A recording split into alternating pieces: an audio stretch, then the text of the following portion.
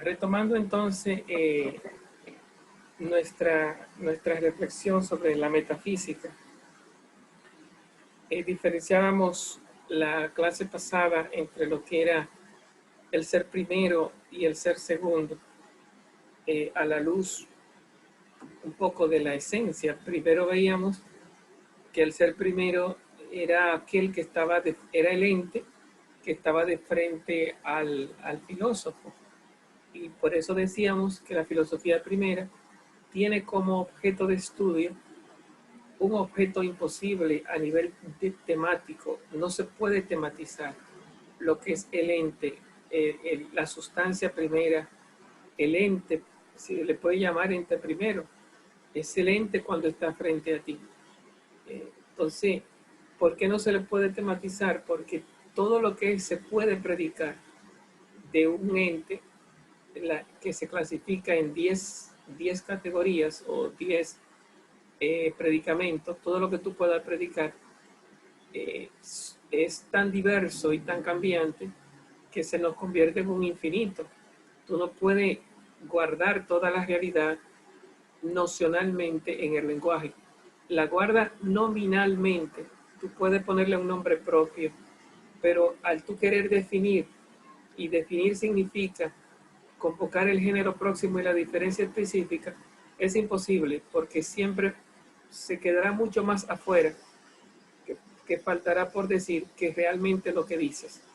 Por eso, el ente es aquel que se dice de muchas maneras. El ser entendido como ente es el ser que se dice de muchas maneras.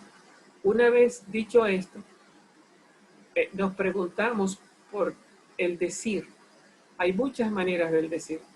Y de todos esos decires, nos dice Aristóteles, hay uno primero. Entonces, hablamos de dos primeros. Un ser primero, en tanto que esencia, que sería aquel que recibe el decir segundo, o sea, todos los decires se dicen de un decir primero, que sería esencial. Y ese decir primero esencial se dice de un primer decir que sería sustancial, que sería el ente. El ser como esencia, de segundo, el ser como esencia, ser segundo y ser como esencia, ser primero, se dicen del ser del ente, que es el ser que le hemos llamado el ser primerísimo. Ahí estamos en dos primeros, ¿no? Los entes como ser primero, aunque se puede hablar de sustancia segunda, sustancia primera y sustancia segunda, y se puede hablar de la esencia como ser primero, que es en la que estamos realmente dedicados. La última clase nos entramos en otro primer ser, que era la materia, como sujeto primero. ¿Por qué? Porque entró la palabra sujeto. La palabra sujeto puede ser sujeto primero en tanto que es el receptáculo de todos los atributos.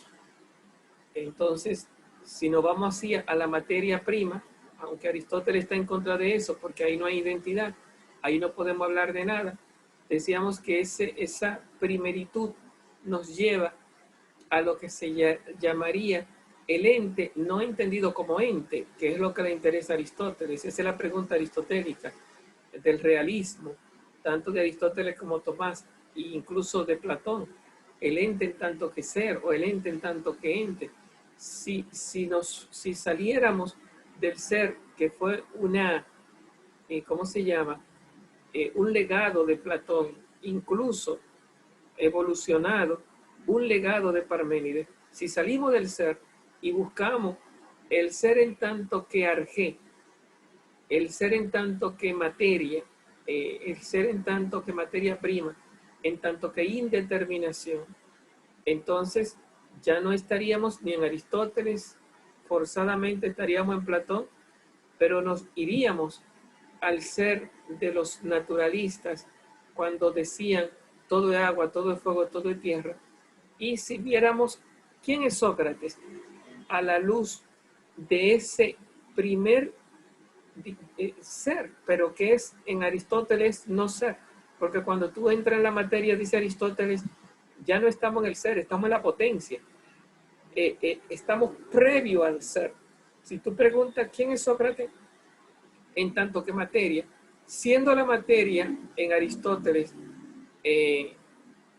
ingénita, imperecedera, la materia ni se crea ni se destruye, sino que se transforma. Si todo fuera agua, entonces, ¿quién es Sócrates? Sócrates es agua, viene del agua, es agua combinada y mezclada, y cuando todo lo que hay en Sócrates se destruye, al final volverá al agua, dándole un nombre, porque recuerden que en Aristóteles el verdadero arjé o el verdadero principio de todos los principios es la herencia anaximándrica del apeiron, del no saber qué es cada cosa. ¿Por qué? Porque al final todo es una materia que es transformable en todas las cosas, sin ser esa materia ninguna de ellas. Si nos fuéramos al ser como primeros principios, tendríamos que decir que Sócrates no es Sócrates en tanto que Sócrates, sino en tanto que arjé. Y en ese sentido, ya no estaríamos en Aristóteles, sino que estaríamos en los naturalistas. Y en ese sentido, Sócrates sería, según el legado de Anaximandro, apeiron, lo indeterminado. Y dice Aristóteles en el libro 4 de la metafísica, esto no es hablar. Esta forma de discutir no tiene sentido, porque así tú vas a descartar todo lenguaje. ¿Quién es Martín? Apeiron. ¿Quién es Sócrates? Apeiron. ¿Qué es una pelota? Apeiron. ¿Qué es un seminarista? Apeiron. Entonces al final, ¿qué es todo? Apeiron. Dice, pero si tú dices que todo es apeiron, entonces ya cae en la indeterminación. Y la indeterminación es el yo no sé qué son, porque el apeiron no nos dice la identidad, sino que nos dice la ausencia de identidad de todas las cosas. Entonces, no podemos hablar desde la potencia, por eso la pregunta de Aristóteles es ilemórfica, no es el ser en tanto que arjé, sino el ser en tanto que ser. Recuerden que el ser en tanto que ser, la palabrita ser, además de ser un legado de Parménides evolucionado en Platón, en Aristóteles el ser implica identidad. ¿Quién es Sócrates en tanto que Sócrates? Claro que caemos en Sócrates en tanto que hombre, que también es identidad. Por eso en el libro quinto de la metafísica Aristóteles habla de tres tipos de identidad.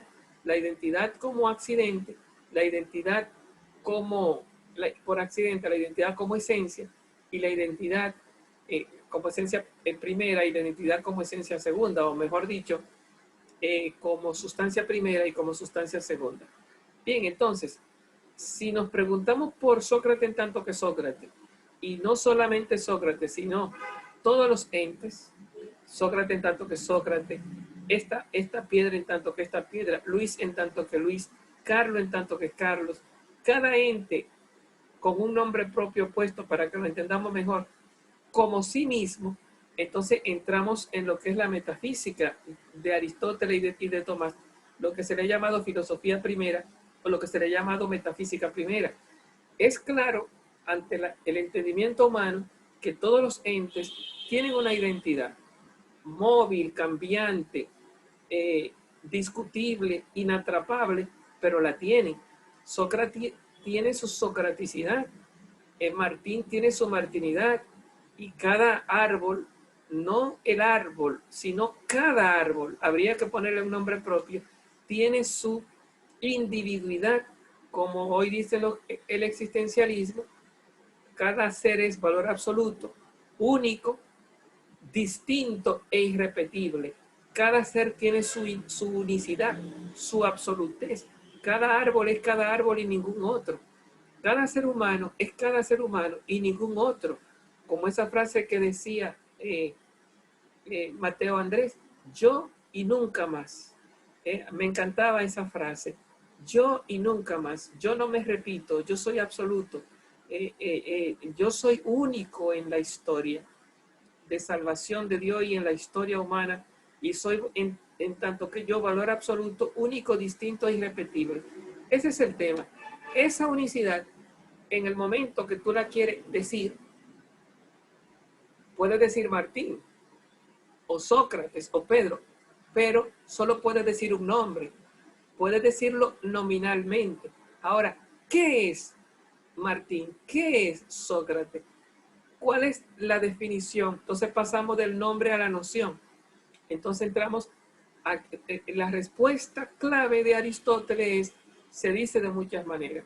No hay una forma de decir el ser de un ente. Entonces, el ser se dice de muchas maneras, y de esas muchas maneras, que ya entonces estamos en el ente en tanto que ente, ya no estamos en el ente en tanto que materia, porque si fuera el ente en tanto que arjé, sería ápero, pero dice Aristóteles, eso no es discutir, sino que estamos en el ente en tanto que ente, que es el primer ser, en tanto que objeto de filosofía o de filosofía primera.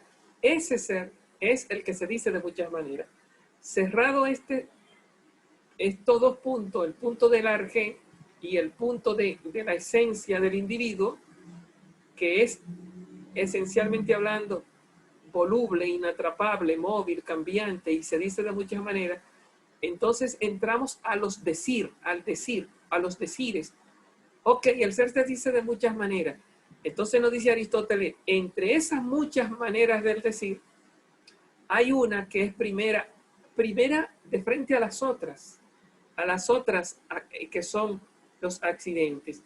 Hay una primera que es se le llamó aquí la esencia, la forma distintiva. La esencia, entendida como forma distintiva, que yo precisaba o matizaba, más forma determinante. Mejor traducción que forma específica o forma distintiva es el concepto de forma determinante, porque distingue, o sería lo que se deriva de la palabra forma distintiva, distingue a la materia como tal materia. Y tal vez la palabra más afortunada es determina, me dice qué es la cosa. De Sócrates, la forma distintiva es ser hombre. Entonces, ¿qué estamos viendo? La forma distintiva en el lenguaje, que es lo que le llamamos esencia, en el concepto es lo que le llamamos especie. La especie son nombres comunes y en la Edad Media se le entendió como universales. Uno de los universales es el nombre común que se utiliza para un género o familia, para un grupo. Hombre para los seres humanos, perro para ese tipo de caninos domésticos, gato para esa especie de felino doméstico. Entramos en nombres comunes que en tanto que nombres nominales son categorías y en tanto que conceptos más internos que el término, más interno que el lenguaje, en tanto que ideas conocidas, entramos en el mundo de lo que se llaman las nociones. Ya no estamos hablando de nivel nominal, sino del nivel nocional. Los conceptos es el nivel de la noción.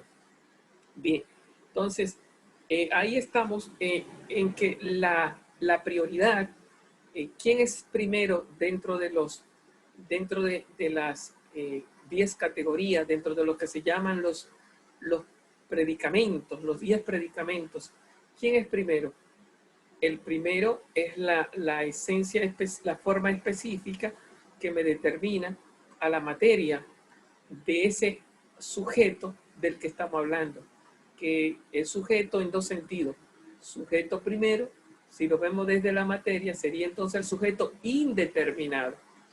Y es sujeto segundo, aquí no utiliza la palabra sujeto segundo, porque estamos hablando de sustancia primera o de esencia primera. En ese sentido estamos hablando más bien de sujeto determinado. ¿Por qué? Porque es materia y forma. Sujeto en tanto que materia, receptáculo, sustantiva, la palabra sujeto viene de la palabra sustancia, y determinado gracias a la forma, sujeto determinado. Bien, entonces, releyendo un poco lo que ya habíamos leído, aunque no sin explicarlo hasta que lleguemos a la parte de la explicación, nos dice, en efecto, cuando atribuimos a un ser tal o cual cualidad, decimos que es bueno o malo, y no que tiene 3 codos o que es un hombre, Cuando queremos, por el contrario, expresar su naturaleza, decimos que es blanco o caliente.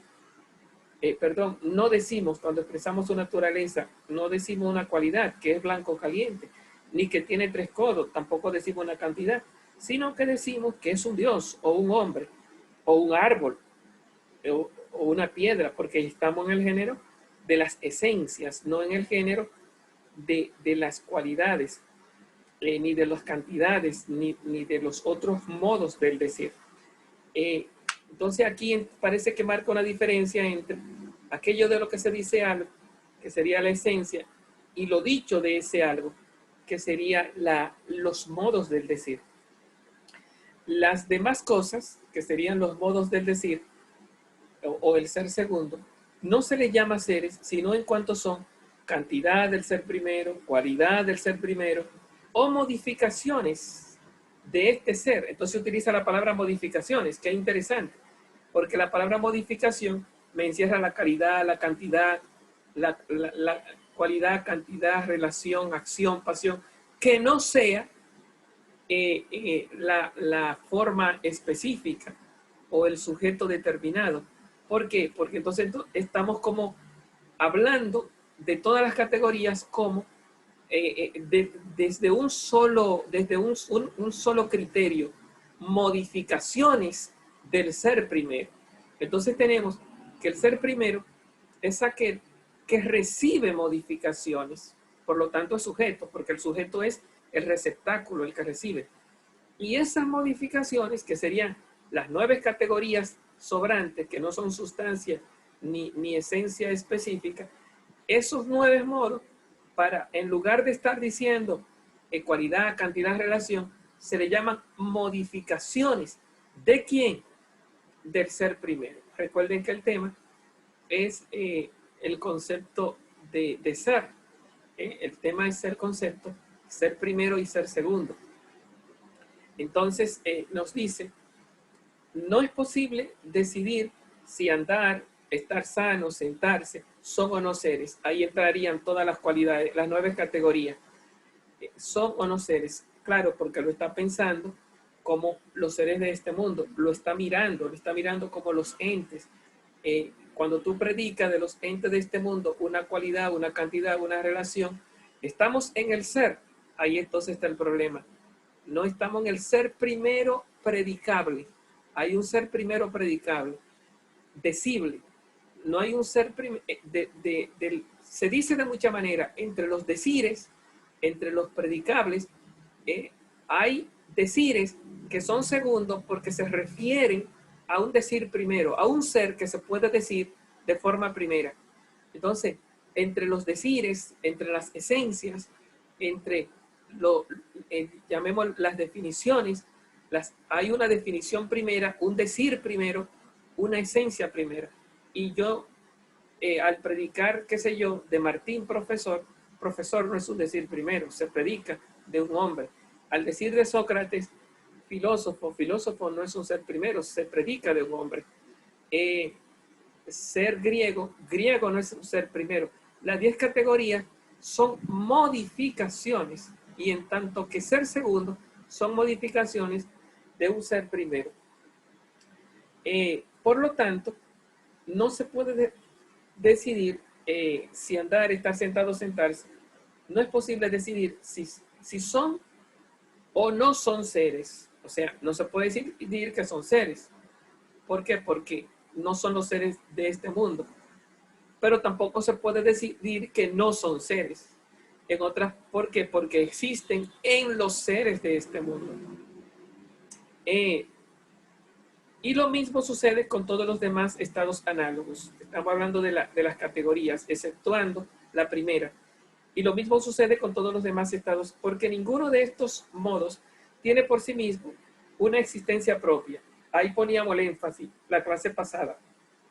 ¿Qué me diferencia los modos del decir? Que el decir sujeto que recibe estas modificaciones, ¿qué nos diferencia la esencia de las otras 9 categorías? Que hay un decir, está en este mundo existiendo de forma separada, mientras que los otros modos del decir se dicen del primer modo de forma no separada, de forma no existiendo, de manera separada, sino como modificación de ese ser que se dice de manera separada. Tengo que retirarme un minuto. Bien, entonces hablábamos de que no es lo mismo el ser primero en tanto que receptáculo o sujeto de los otros modos del decir. Entonces, porque ninguno de estos modos tiene por sí mismo una existencia propia, la clave de lectura, ¿no? Ninguno puede estar separado de la sustancia. Entonces, aquí está el concepto de separado y el concepto de inseparado. Los modos del decir están inseparados, no pueden estar separados de la sustancia, mientras que aquellos que no son modos, las esencias, están de forma separada. ¿Qué significa separada? Con existencia propia.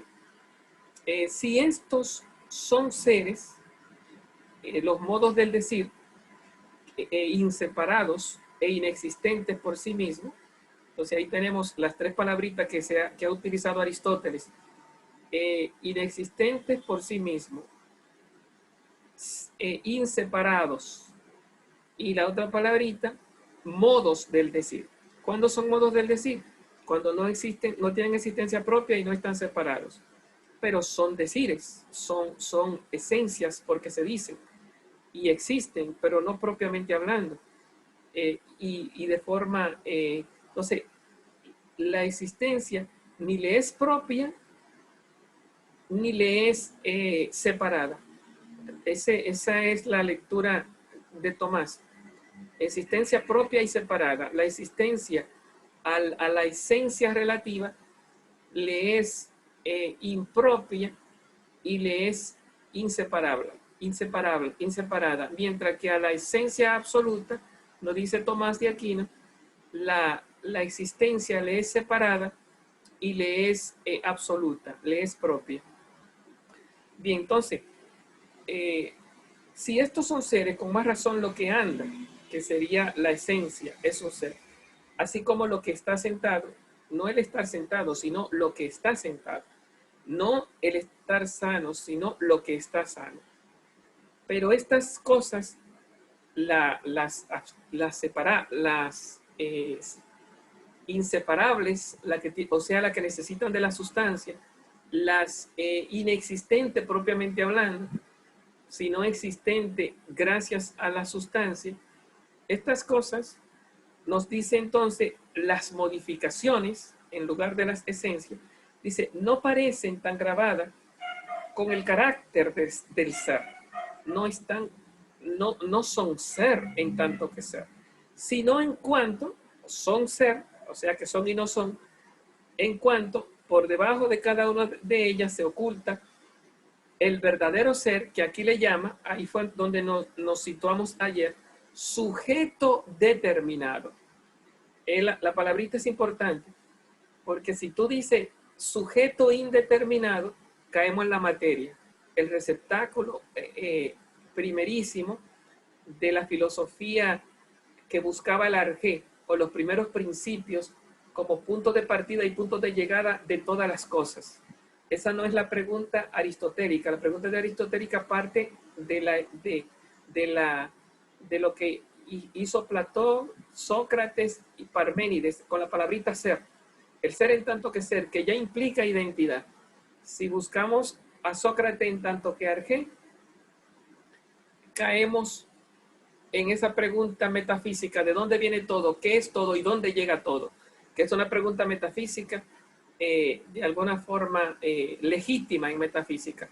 Pero la metafísica que estamos viendo aquí es la de Aristóteles, que no se pregunta por cuando estudia a Sócrates o a Pedro o a una piedra, de dónde viene todo, qué es todo y dónde termina todo, que es el arjeo, los primeros principios. La metafísica que estamos viendo aquí es la metafísica de la identidad. ¿Qué es todas las cosas en tanto que ella misma? Porque todas las cosas son. Entonces es un nuevo giro. No es los principios de donde todo viene, a donde todo llega y donde todo termina, sino la identidad. Es un nuevo giro. ¿Qué es cada cosa en su genuinidad, en tanto que su identidad? Que hemos visto que la respuesta se dice de muchas maneras. Hemos visto que es inatrapable, pero es el tema que nos compete a nosotros como filosofía primera. Cada ente tiene una genuinidad, una autonomía específica propia. Sócrates es Sócrates y nadie más. Y eso, el filósofo no suelta ese punto, ni siquiera en el existencialismo, porque cada ser tiene su autonomía, su independencia, su absolutez. Pero ese tema, que es el tema metafísico por excelencia, se rompe, fragmenta en una diversidad de seres que le competen a ese ser primero, indecible. Entonces se dice de muchas maneras, respetando la autonomía indecible en su unicidad, o más bien decible en muchas maneras. Entonces tenemos ahí esa dialéctica de que hay una unidad en la diversidad. Se diversifica en el decir, pero es uno en su ser. Y ese uno siempre está presente detrás de la diversidad del decir. No estoy hablando aquí de la unidad de material, sino que estoy hablando de la unidad óntica, sustancial, sustantiva, el ente en tanto que ente. Y entonces la diversidad es el decir, los decires. Bien, entonces un sujeto determinado, que aquí dice, ¿cuál es ese sujeto determinado del que estamos hablando? Del cual, que se oculta debajo, dice, no parecen tan grabadas con el carácter de ser, sino en cuanto cada una de ellas se oculta un ser, un sujeto determinado. O sea, ¿cuál es ese sujeto determinado? En tanto que sujeto es un receptáculo de predicado y en tanto que determinado es la esencia específica. Por lo tanto, estamos hablando de la esencia específica, estamos hablando del ente en tanto que esencia, porque ya está determinado, el ente en tanto que esencia. Porque si estuviera indeterminado, sería el ente en tanto que materia, pero en tanto que determinado sería el ente en tanto que esencia. Bien, entonces, yo les decía que entramos, desde que nos metemos acá, yo decía ayer que nos metemos en este lenguaje, digamos, alternativo, así, de Aristóteles, porque entonces, decir sujeto determinado, uno lo puede entender de dos maneras. Uno lo puede entender visto desde la esencia, que es lo que Aristóteles salva aquí como el ser primero de frente a los predicados, el ser primero de frente a las modificaciones, porque tiene existencia, pero también uno lo puede ubicar en lo que se llama el ente en tanto que ente. O sea, ¿quién es el sujeto? ¿Quién es el sujeto determinado aquí en Aristóteles? Puede ser tanto Sócrates en tanto que Sócrates, cuya determinación no es socrática, sino hombre, y puede ser la esencia en tanto que ser primero, cuya esencia corresponde al sujeto Sócrates. En ese sentido, sujeto determinado, la determinación es la forma hombre, y la determinación del ente en tanto que ente es la misma forma hombre que no está dicha, pero que es primera debajo de todos los predicados. Entonces, al decir sujeto, podemos ubicarnos en la esencia como determinante de la materia que está en el individuo, o podemos ubicarnos en el ente en tanto que ente. Entonces, ahí la palabrita sujeto determinado. ¿Por qué digo esto? Porque si le quitamos la palabrita determinado, no podemos caer en ninguna de las dos, ni en el ente en tanto que ente, ni en la forma específica, en la esencia en tanto que forma específica. Porque si hablamos de indeterminado, tendríamos que caer en la materia prima, que sería irnos a la filosofía de los naturalistas, de los monistas.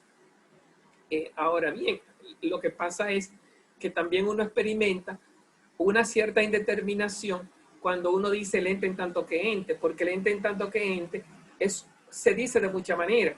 Y si se dice de muchas maneras, no estamos hablando de que se dice de ninguna, porque cuando se habla de materia prima, o Sócrates en tanto que agua, en tanto que aire o en tanto que fuego, Sócrates no se dice de muchas maneras, sino que se dice de ninguna. No es agua, ni fuego, ni aire, ni tierra, y llegamos a la indeterminación. Se dice de ninguna manera. Pero cuando decimos que no podemos decir a Sócrates, y en ese sentido es indeterminado, no podemos determinar nocionalmente la socraticidad de Sócrates, no lo podemos definir, no lo podemos determinar. Cuando entran todos sus decires, ya no es por ausencia de esencia, sino por exceso de esencia. No sé si logran marcar la diferencia. Por eso se pueden hablar de dos tipos de indeterminación. Un sujeto indeterminado visto desde la materia, ausencia de toda determinación, o un sujeto indeterminado por exceso de determinaciones en la que entran todas.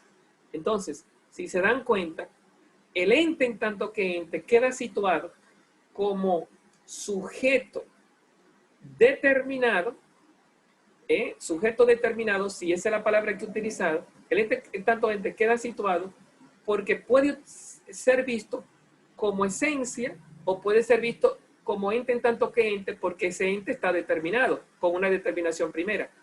Pero si lo ven, si le diéramos el nombre de ente indeterminado, también cabe.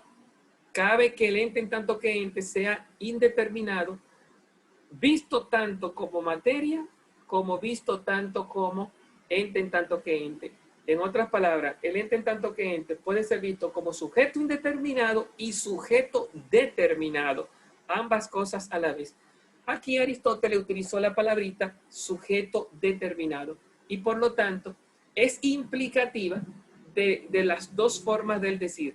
La esencia específica por debajo de los atributos, por debajo de las modificaciones inseparadas impropias, y por debajo de la ¿cuál es el ente en tanto que ente? Cabría decir también determinado en tanto que ente, suponiendo esa misma determinación primera de la esencia que se da en la sustancia o en el ente. De ahí que parecería ser que tiene a la vista más que la esencia al ente en tanto que ente, porque nos dice, después de decirnos esto, este sujeto es la sustancia. No nos dice es la esencia, sino que se va a la sustancia, que mira la existencia. Es el ser particular, o sea, sigue en la sustancia primera. Bien, seguimos entonces en el próximo encuentro. Entramos con las preguntas de ustedes para no ser monólogo. Cerramos.